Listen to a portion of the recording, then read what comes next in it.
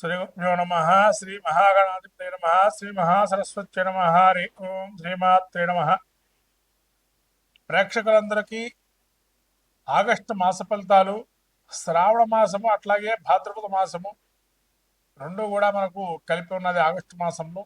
ఈ ఆగస్టు మాసంలో ముఖ్యంగా 1వ తారీఖు అష్టమి స్వాతి నక్షత్రం బదులు శుభయోగాన్ని మొదలుకొని అట్లాగే తదనంతరము పవిత్ర ఏకాదశి, హయగ్రీవ జయంతి, రాఖీ పౌర్ణిమ, అలాగే సంకష్టహార చతుర్థి, కృష్ణాష్టమి, వినాయక చవితి, గురుపుష్యయోగము, అలాగే ఋషి పంచమి, దూర్వాష్టమి వ్రతంతో ముగుస్తుంది. అలా మహత్తరమైనటువంటి రోజులు ఈ శ్రావణ మాసం అట్లాగే భాద్రపద మాసం చివరిలో ఉంది.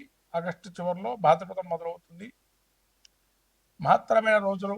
దీక్షాక్రమం వ్రతాధికారులో ఎక్కువగా మనము ఈ శ్రావణ మాసంలో మొదలు పెట్టుకుంటాము. కాబట్టి ఇక్కడి నుంచి మహాలక్ష్మి ఆరాధన అంటే ఆ యొక్క లక్ష్మీ అమ్మవారి అనుగ్రహం కలగాలి. వైశాఖ మాసం జ్యేష్ఠ మాసంలో విష్ణుమూర్తి అనుగ్రహం, అట్లాగే లక్ష్మీదేవికి శ్రావణ మాసము, భాద్రపదంలో గణపతి, అట్లాగే ఆశ్వయుజంలో దుర్గా, అట్లానే మనకు కార్తీకంలో ఈశ్వరుడు, మార్గశీర్షంలో మళ్ళీ విష్ణుమూర్తి శక్తి, అలాగే మళ్ళీ జనవరి అంటే పుష్యమాసంలో సూర్యనారాయణ స్వామి. ఇలా ఆ యొక్క సమాంతరమైన ఫలితాలు అనేక మాసంలో ఉన్నాయి. ముఖ్యంగా శ్రావణ మాసంలో ఏ విధంగా ఉండబోతుంది, ఈ యొక్క ఆగస్టు మాసంలో మాస ఫలితాల్లో మనం చూసినట్టయితే ద్వాదశ రాశుల వారు ఎటువంటి ఫలితాలు ఉంటాయి అనేది మనము చెప్పుకుందాము. ప్రధానంగా ఈ యొక్క మేషరాశి వారికి ఏ విధంగా ఉండబోతుందో ఈ యొక్క శ్రావణ భాద్రపద మాసాదుల్లో ఆగస్టు మాసంలో ఫలితాలు చెప్పుకుందాము. వృషభ రాశి వారు ఆగస్టు మాసం శ్రావణ భాద్రపద మాసాదులు చూసుకున్నట్టయితే ఏ విధంగా ఉండబోతుంది.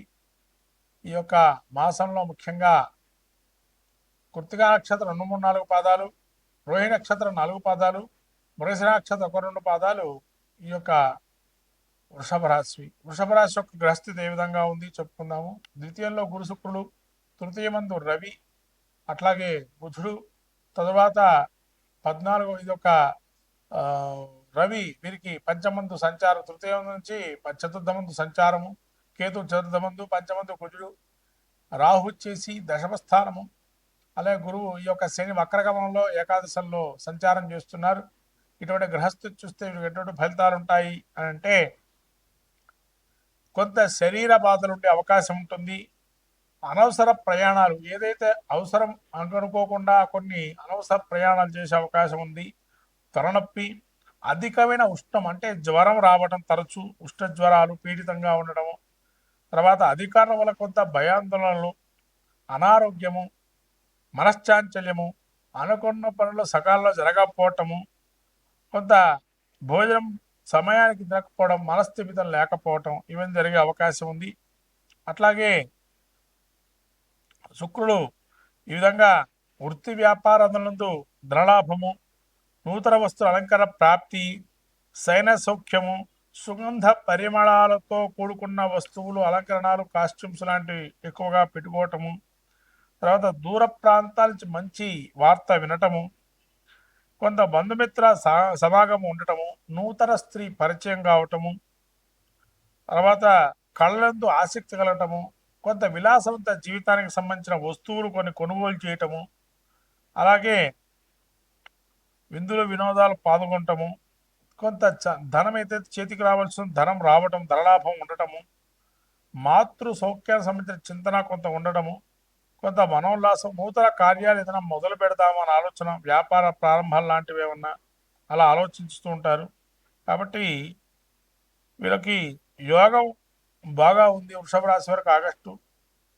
వీరు బాగలేదయ్యా అంటే ఎక్కువగా పంచమందు కుజుడు, ఈ పంచమందు కుజుడు ఉండడం వల్ల వాహనాలకు సంబంధించి కావచ్చు, ఏదైనా ఉద్యోగంలో కానీ కొంతవరకు ఇబ్బందులు కలగచ్చు. మీ పేరును అడ్డు పెట్టుకొని ఏదో కొంత చోరుల వల్లగా అంటే మీ పేరు అడ్డు పెట్టుకొని మీరు చేసిన మంచిని వాళ్ళు కొట్టేయటం, తద్వారా అనుకోని కారణాలు కొన్ని జరగటము.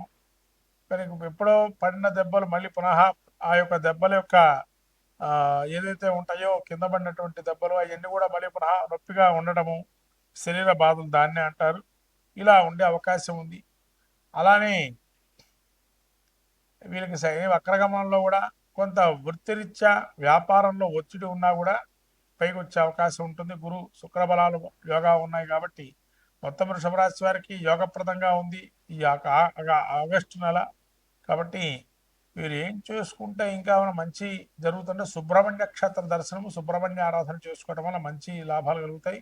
అట్లే రాబోయే వినాయక చవితి రోజుల్లో తదేకంగా వినాయకుడికి ఒక మంత్రోపాసనగా దీక్షగా చేసుకుంటే ఖచ్చితంగా వినాయకుడు అనుగ్రహం కలిగి తలంచిన కార్యాలు ఇంకా శీఘ్రంగా నెరవేరుతాయి. ఈ శారీరక బాధలు పోవటానికి ముఖ్యంగా శరీరంలో దారుఢ్యాన్ని కొంత ఇబ్బంది బలాన్ని కలిగించేటువంటి విషయాలు కొన్ని ఉన్నాయి కాబట్టి వాటికి ఈ యొక్క నువ్వుల్ని దానంగా ఎవరికైనా ఇవ్వటం, లేదా నువ్వులతో చేసే పట్టీలు దొరుకుతాయి బయట మనకు, నువ్వుల పట్టీలు అని చెప్పి బెల్లంతో కలిపిన మన ఇంట్లో చేసినామన్నా దానంగా ఇస్తే కనుక శరీర ఆరోగ్యం బాగుంటుంది.